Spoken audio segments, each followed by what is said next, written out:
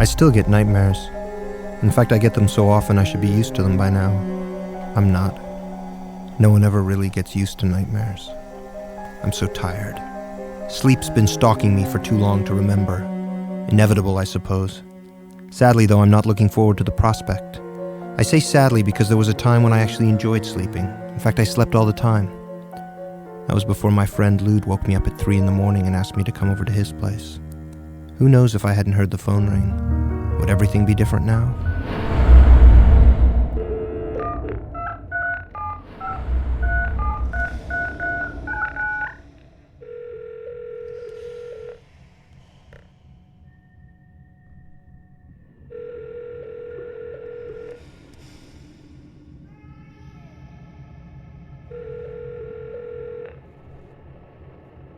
Hello, nobody's home. Leave a message after the beep and somebody will get back to you.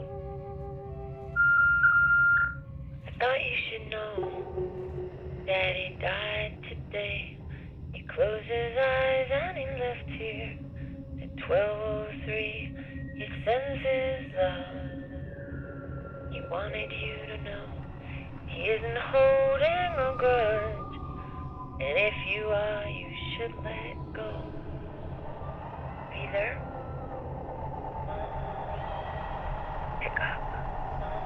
Pick up, please. Mom? Hello?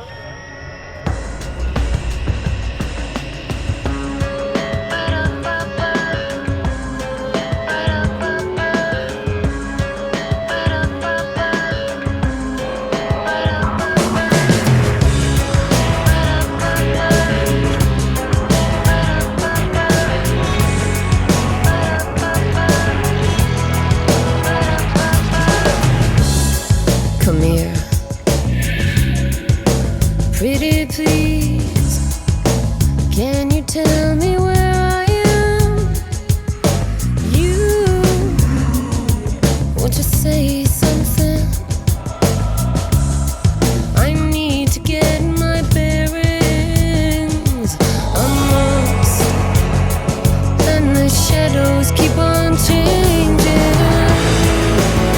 And I'm haunted by the lives that I've loved and actions I have hated. I'm haunted by the lies that wove the well inside my haunted head.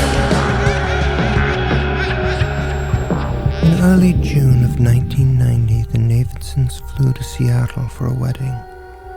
When they returned, something in the house had changed. Though they had only been away for 4 days, the change was enormous. It was not, however, obvious, like, for instance, a fire, a robbery, or an act of vandalism. Quite the contrary, the horror was atypical. No one could deny there had been an intrusion, but it was so odd, no one knew how to respond. On video, we see Davidson acting almost amused, while Karen simply draws both hands to her face as if she were about to pray. Their children, Chad and Daisy, just run through it, playing, giggling, completely oblivious to the deeper implications. I live at the end of a 5.5-minute hallway, but as far as I can see, you are still miles from me in your doorway. And oh, by the way, when the landlord came today, he measured everything. I knew he'd get it wrong, but I just played along, 'cause I was hoping I would fix it all. But there's only so far I can go. You gotta believe me, baby.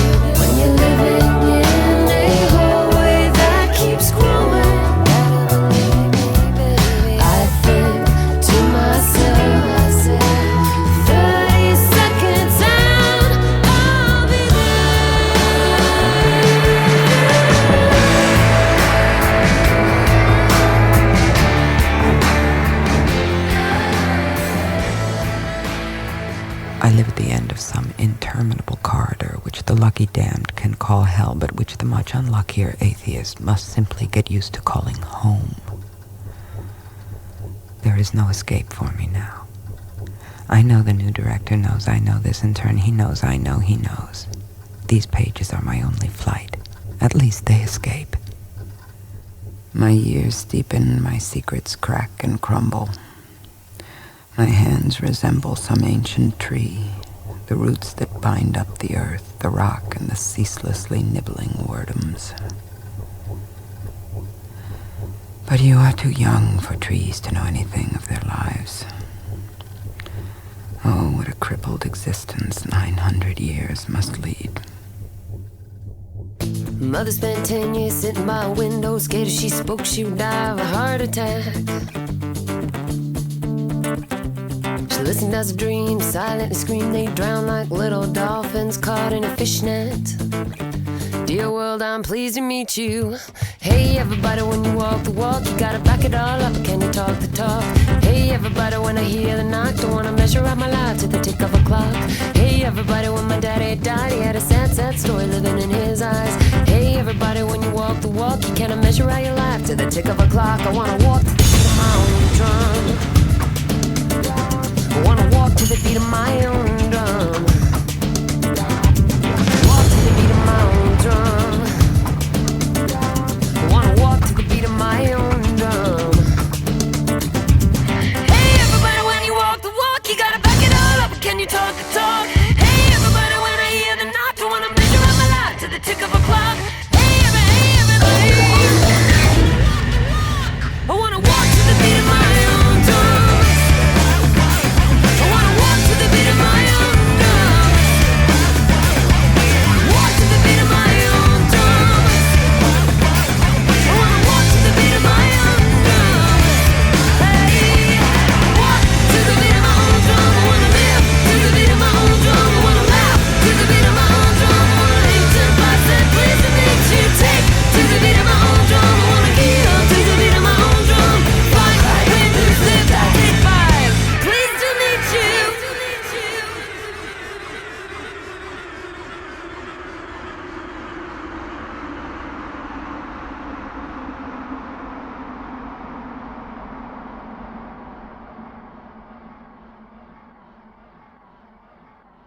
Point of fact, the human ear cannot distinguish one sound wave from the same sound wave if it returns in less than 50 milliseconds. Therefore, for anyone to hear a reverberation requires a certain amount of space. At 68 degrees Fahrenheit, sound travels at approximately 1,130 feet per second. A reflective surface must stand at least 56.5 foot away in order for a person to detect the doubling of her voice. In other words, to hear an echo, regardless of whether eyes are open or closed, is to have already seen a sizable space.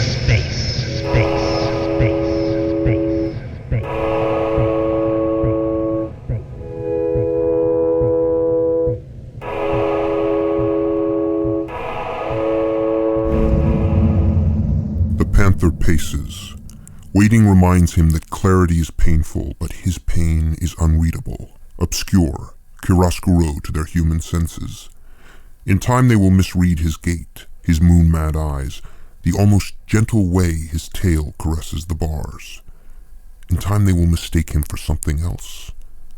Without history, without the shadow of being, a creature without the penance of living. They will read only his name. They will be unable to perceive what strangeness lies beneath his patience. Patience is the darkest side of power. He is dark. He is black. He is exquisitely powerful. He has made pain his lover and hidden her completely. Now he will never forget. She will give birth to memories they believe he has been broken of.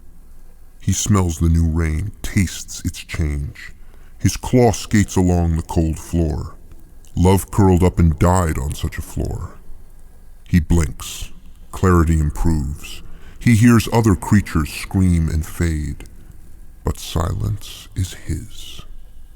He knows. In time the gates will open. In time, his heart will open. Then the shadows will bleed, and the locks will break.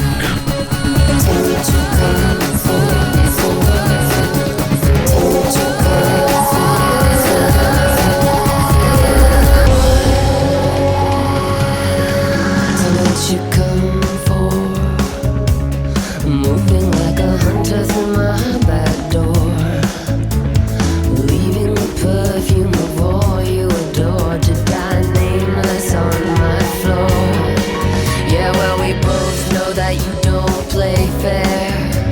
I guess you really think that you get me there. Let's be honest, perhaps this little ride is too much for even you to bear.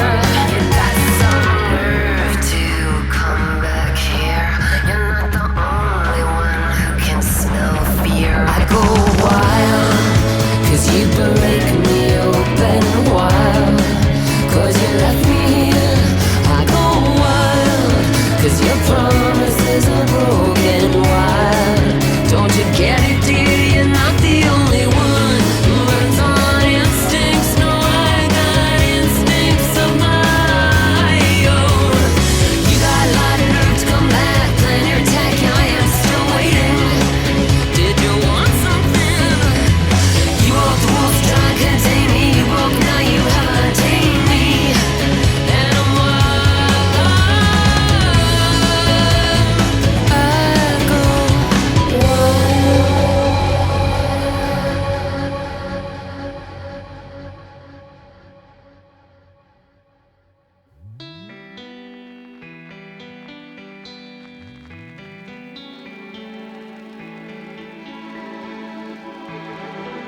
Carrie suggested we go for a drive in her new two-door BMW coupe. In the parking lot, we slipped into her bucket seats. Carrie took over from there. At nearly 90 miles per hour, she zipped us up to that windy edge known to some as Mulholland, a sinuous road running the ridge of the Santa Monica Mountains, where she then proceeded to pump her vehicle in and out of turns, sometimes dropping down to 50 miles per hour, only to immediately gun it back up to 90 again. Fast, slow, fast, fast, slow. Sometimes a wide turn, sometimes a quick one. She preferred the tighter ones, the sharp controlled jerk swinging left to right before driving back to the right, only so she could do it all over again until after enough speed and enough wind and more distance than I'd been prepared to expect, taking me to parts of the city I rarely think of and never visit. Hey, pretty, don't you wanna take a ride with me through my world? Hey, pretty, don't you wanna kick and slide through my world? I can't remember the inane things I started babbling about then. I know it didn't really matter. She wasn't listening. She just yanked up on the emergency brake, dropped her seat back, and told me to lie on top of her. On top of those leather pants of hers, extremely expensive leather pants, mind you, her hands immediately guiding mine over those soft, slightly oily folds, positioning my fingers on the shiny metal tabs, small and round like a tear, then murmuring a murmur so inaudible that even though I could feel her lips tremble against my ear, she seemed far, far away. Pinch it, she'd said, which I did, lightly, until she also said pull it, which I also did, gently parting the teeth one at a time, down, under, and beneath, the longest unzipping of my life. Hey, pretty, don't you wanna take a ride with me through my world? Hey, pretty, don't you wanna kick and slide through my world? Hey, pretty, my pretty baby, rocking through my world, my world. Hey, pretty, my pretty baby, rocking through my world. We never even kissed or looked into each other's eyes. Our lips just trespassed on those inner labyrinths hidden deep within our ears, filled them with the private music of wicked words, hers in many languages, mine in the off color of my only tongue, until as our tones shifted and our consonants spun and squealed, rattled faster, hesitated, raced harder, syllables soon melting into groans or moans, finding purchase in new words or old words or made up words, until we gathered up our heat and refused to release it, enjoying too much the dark language we had suddenly stumbled upon, craved to, carved to, not a communication really, but a channeling of our rumored desires, Hers, for all I know, gone to black forests and wolves, mine banging back to the familiar form, that great revenant mystery I still could only hear the shape of, which in spite of our separate lusts and individual cries still continued to drive us deeper into stranger tones, our mutual desire to keep gripping the burn, fueled by sound, hers screeching, mine. I didn't hear mine, only hers, probably counterpointing mine, a high-pitched cry, then a whisper dropping unexpectedly to practically a bark, a grunt, whatever, no sense anymore, and suddenly no more curves either, just the straightaway. Too bad dark languages rarely survive. Das nicht zu Hause sein.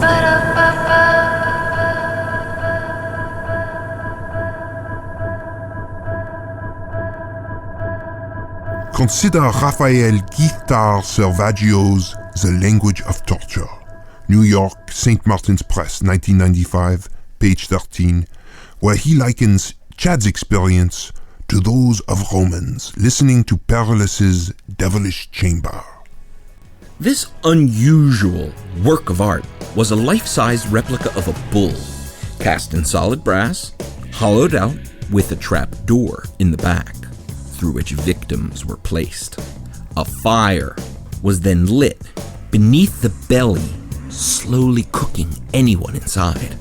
A series of musical pipes in the bull's head translated the tortured screams into strange music. Supposedly, the tyrant Phalaris killed the inventor Perillus by placing him inside his own creation.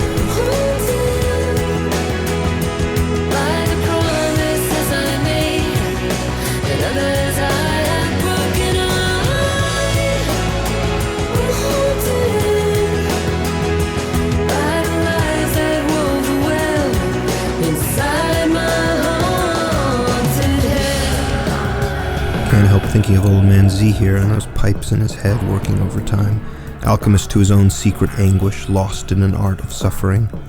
Though what exactly was the fire that burned him?